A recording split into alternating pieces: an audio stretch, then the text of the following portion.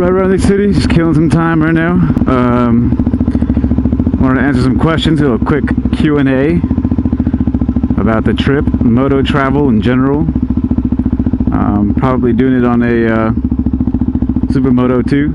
So the questions being, do you wish you had 21, 18 over the 17s? Depends on what kind of riding you're doing mostly. Well, I've ridden the larger wheel, smaller wheel combo before. I like the Road 17, the Supermoto 17, because it just looks pretty gnarly with the tires I'm running. It's a Continental TKC 80s, and I don't know, it's been treating me pretty well so far on some dirt paths and a lot of the cool gravel roads, dirt roads.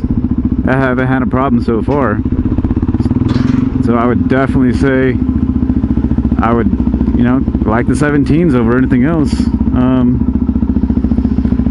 I guess they would be better because they're lighter on the other ones. But as far as versatility and everything, I think it's easier to find the 17-inch size tires.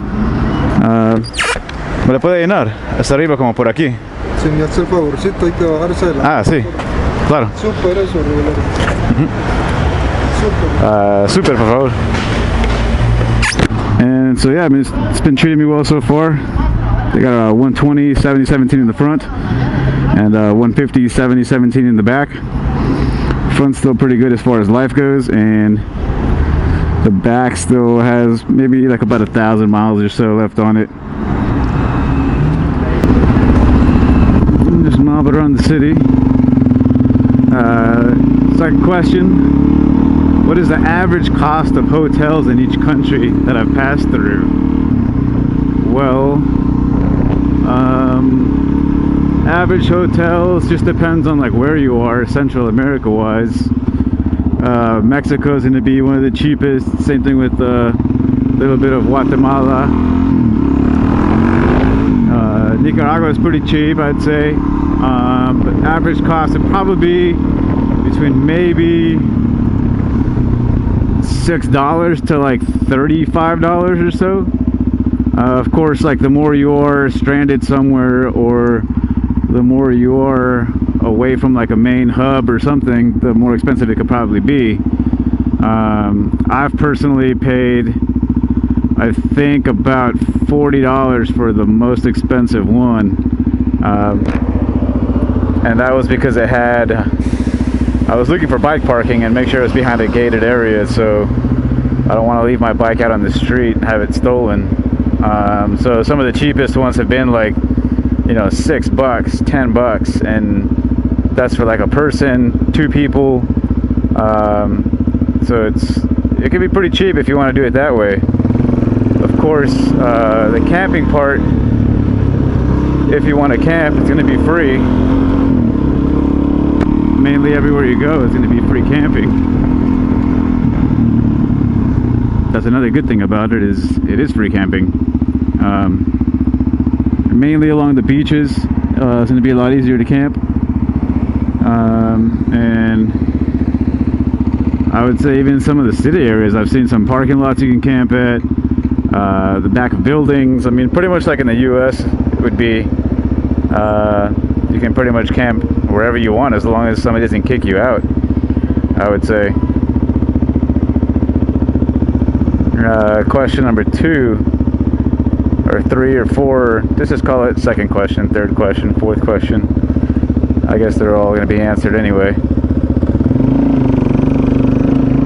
If you get hurt and have to go to a hospital out there, how do you get medical attention? And do you have insurance that is transferable in those countries? Well, as we found out with, you know, somebody I was with, you can definitely go to the hospitals. It just depends on which ones. I would definitely go to something that is going to be a little bit on the bigger side. You might have better equipment, better doctors there.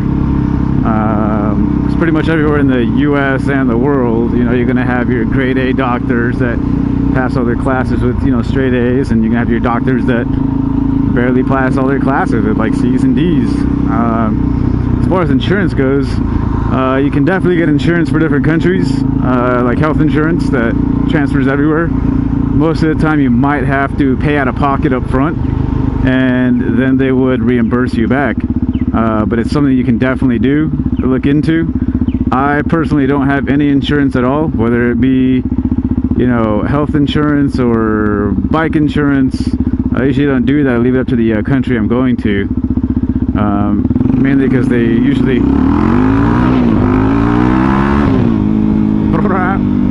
require it on entry of the country.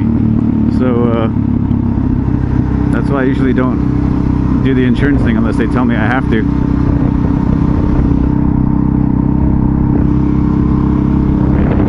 So what else we got? How am I finding local shops that carry kinds of liquids I need in order to do my oil change and maintenance on my bike?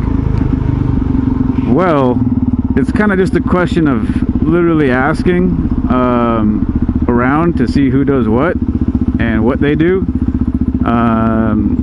Usually I'll cruise around, I'll see if anybody, you know, is working on bikes around the area, and if they are,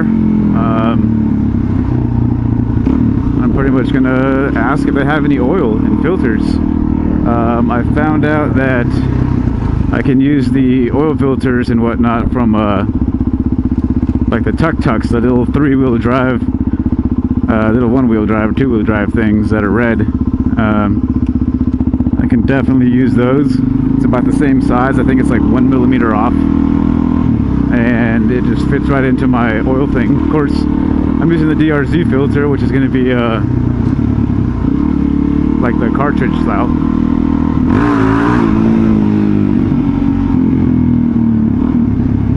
And it fits fine. It's been working fine for the last 6 countries. Try to do my oil changes, you know, as much as possible, but sometimes I go a little bit over. But you want to do it, at least on this bike, every 1,000 miles or so.